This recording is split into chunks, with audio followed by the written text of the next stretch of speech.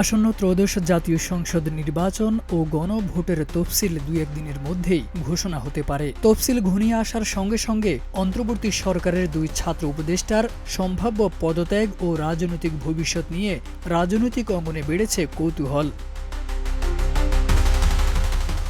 স্থানীয় সরকার ও যুব ক্রীড়া উপদেষ্টা আসিফ মাহমুদের সজীব ভূঁইয়া আজ বা কাল পদত্যাগ করতে পারেন, এমনটাই গুঞ্জন গণমাধ্যমে। তিনি ঢাকা ১০ আসন থেকে নির্বাচন করার প্রস্তুতি নিচ্ছেন। ইতিমধ্যে এই আসনে ভোটার হওয়ার প্রক্রিয়া সম্পন্ন করেছেন। পদত্যাগের পর কোন দলে যাবেন তা এখনও সিদ্ধান্ত হয়নি। জাতীয় নাগরিক পার্টি এনসিপি, বিএনপি ও গণ অধিকার সহ কয়েকটি দলের সঙ্গে তার আলোচনা চলছে। বিকেলে সচিবালয়ে ডাকা সংবাদ সম্মেলনে তিনি পদত্যাগ ঘোষণা করতে পারেন বলেও আভাস পাওয়া গেছে গণমাধ্যম সূত্রে। অন্যদিকে তথ্য ও সম্প্রচার উপদেষ্টা মাহফুজ আলমের পদত্যাগ এখনও অনিশ্চিত। তিনি উপদেষ্টা পরিষদে থাকার বিষয়টি গুরুত্বের সঙ্গে বিবেচনা করছেন। লক্ষ্মীপুর ১ আসনে নির্বাচনের গুঞ্জন থাকলেও বিএনপি ইতিমধ্যেই ওই আসনে প্রার্থী ঘোষণায় তার সম্ভাবনা কমে গেছে।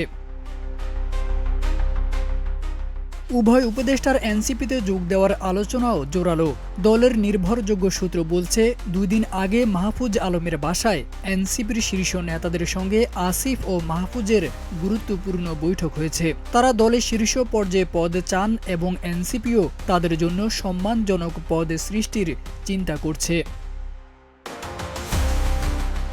তবে এখনও কোনো সিদ্ধান্ত চূড়ান্ত হয়নি।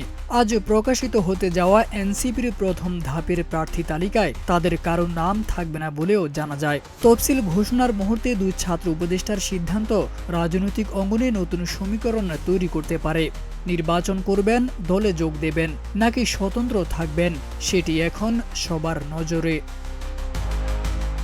তারেক আজিজ খান, প্রজন্ম ২৪।